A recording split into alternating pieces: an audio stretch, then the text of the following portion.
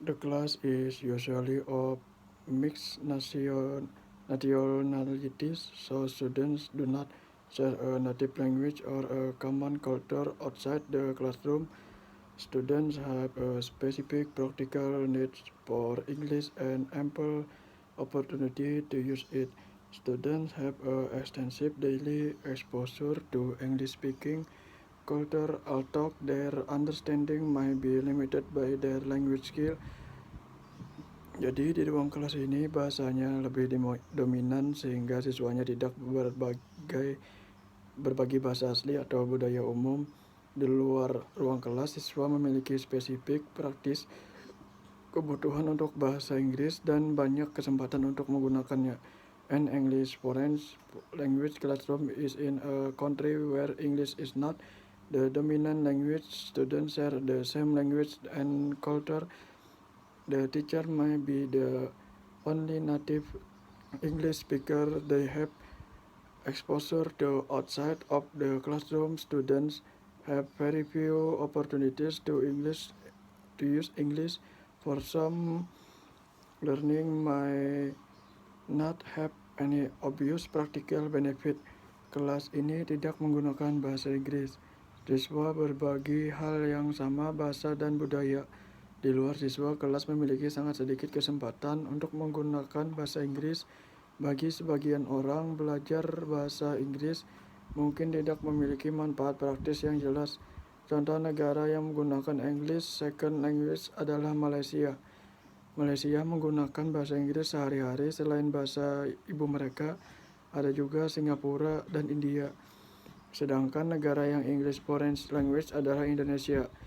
Next, the characteristic of English language learners.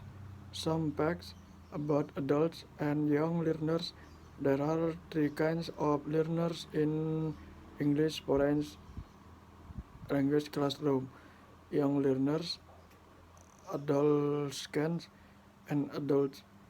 Activities in a young learner classroom should short and many activities. Adolescents can use many different ways of studying and practicing the language. It is possible for adults to spend more time on learning tasks, so it is possible to engage more deeply with the learning materials. Ada 3 jenis pembelajar di kelas bahasa asing Inggris, yaitu pelajar muda, pelajar remaja, dan pelajar dewasa.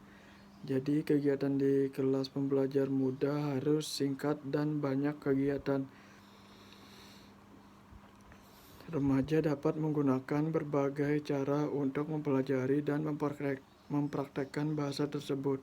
Dan mungkin bagi orang dewasa menghabiskan lebih banyak waktu pada tugas-tugas belajar sehingga memungkinkan untuk terlibat lebih dalam dengan materi pembelajaran. The fact that every learner is unique and such list can only reflect generalization. Young learners, they respond although they do not understand. They learn from everything around them. They learn indirectly rather than directly. They understand mostly when they see, hear, touch, and interact rather than form explanation. Abstract concepts are difficult to deal with. They generally display a curiosity about the world and an enthusiasm for learning a language. Mereka suka berbicara tentang diri mereka sendiri dan menanggapi pembelajaran itu menggunakan kehidupan mereka sebagai topik utama. Mereka suka menemukan sesuatu, membuat atau menggambar sesuatu menggunakan imajinasi mereka. Berpindah dari satu tempat ke tempat lain, memecahkan teka-teki. Mereka memiliki rentang perhatian yang pendek. Adolescents, despite their success in language learning, they are seen as problematic students. They commit passionately when they are engaged. Most of them start to understand the need for learning. Attention span is larger as a result of intellectual development. They can talk about abstract issues to a certain point. They can use many different ways of studying and practicing the language. Adult. They can engage with abstract talk. They have a wide range of positive or negative life and learning experience. They have expectation about the learning process, and they have their own patterns of learning. They are more disciplined than the other age groups and know how to struggle on despite boredom. Beberapa peneliti dan cendekiawan di banyak negara memiliki definisi yang berbeda untuk istilah pembelajar muda. Mereka membedakan pelajar muda yang berfokus terutama pada anak-anak dari usia prasekolah dan sekolah dasar. Tahun 2011, Pinter membagi pelajar muda menjadi 3 kelompok. Yang pertama, very young learners, age 3 to 6 years old, grade preschool education, language focus or skill use, listening and speaking, vocabulary items, concentrate and familiar objects, no grammar teachings or meta language, can analyze language but may be exposed to chunks, strokes, songs,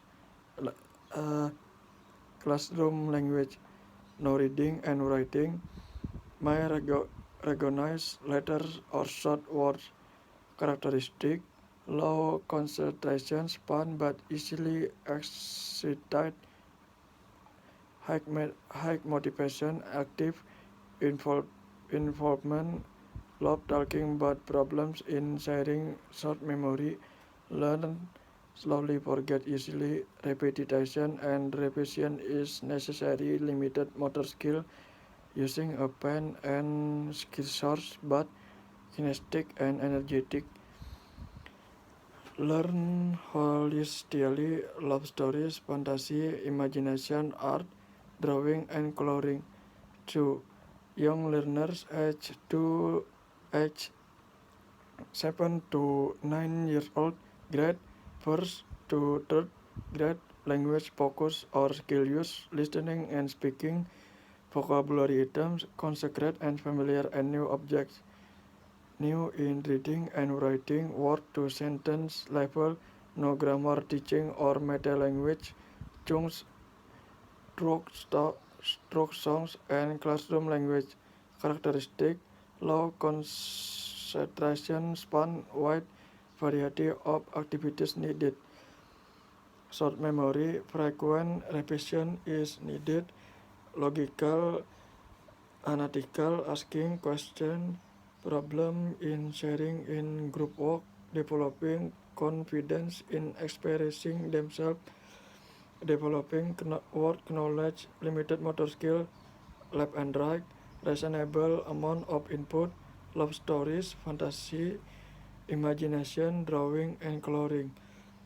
3. Older or late young learners, age 10 to 12 years old, grade 4 and 4 to 6 grade, language vocal or skill use, listening, speaking, reading, writing, vocabulary items, concentrate and abstract grammar, inductive.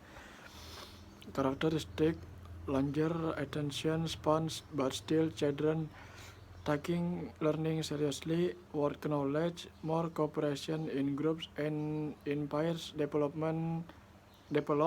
social, motor and intellectual skill. Learning strategies are used and developing the theories of young learners learning development. Sebagian besar kegiatan untuk anak-anak harus terdiri dari gerakan dan melibatkan indera mereka itu. Guru membutuhkan banyak objek visual dan gambar untuk dikerjakan dan untuk membuat kemungkinan untuk menggunakan semua di lingkungan sekolah. Penting juga bagi guru untuk membiarkan anak-anak bermain dengan bahasa, berbicara dengan diri mereka sendiri sebanyak mungkin, gunakan lagu, sajak, dan cerita. The field of teaching young learners, particularly in teaching English, has expanded enormously in the last recent years. We need therefore to draw on work from beyond language classroom in child development, in learning theory, in first language development, and in development of a second language in bilingual context. Cameron at 2002. The major theories in developmental psychology, Piaget, Vygotsky, and Brunner, highlighting key ideas from their work that can inform how we think of the child as a language learner. Dalam penelitiannya tentang kognitif perkembangan anak tahun 1966, Jerome Bruner mengusulkan 3 mode representasi. Yang pertama, representasi aktif atau aksis berbasis. Yang kedua, representasi ikonik atau berbasis gambar. Yang ketiga, representasi simbolik atau bahasa berbasis. The importance of language. Language is important for the increased ability to deal with abstract concepts. Brunner argues that language can code stimuli and free an individual from the constraint of dealing only with abstractions to provide a more complex yet flexible cognition. Next, the fourth, Brunner and Vygotsky menekankan pada lingkungan anak, lingkungan sosial lebih pada Piaget. Brunner dan Piaget jelas.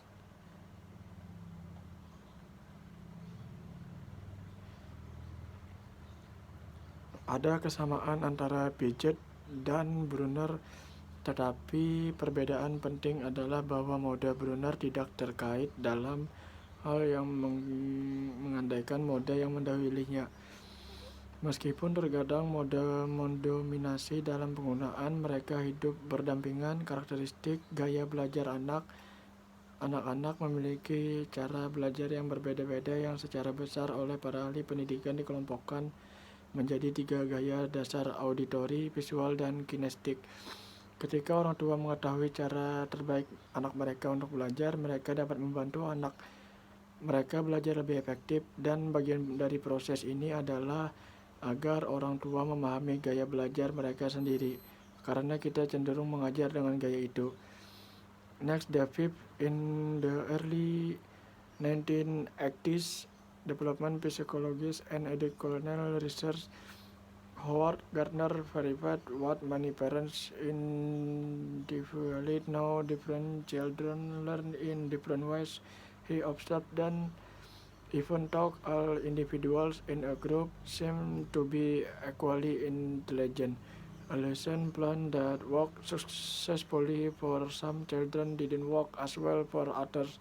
Gardner's observation led him to publish Frames of Mind, the Theory of Multiple Intelligence, in 1983. Dia menegaskan bahwa pendekatan orang yang berbeda belajar dengan cara yang berbeda, dan bahwa anak-anak belajar lebih baik di sekolah ketika gaya belajar individu mereka diakui dan didukung. Dia menguraikan 7 gaya belajar yang berbeda. Yang pertama, auditori. Yang kedua, visual. Yang ketiga, kinestetik. Yang keempat, interpersonal. Yang kelima, intrapersonal. Yang keenam, linguistik. Dan yang terakhir, logis matematis.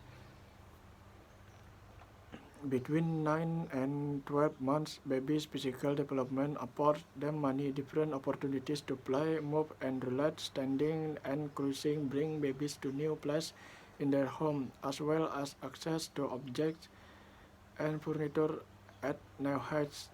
They can now pick up objects from the floor as well as reach for items that might be on loud shelves or coffee tables.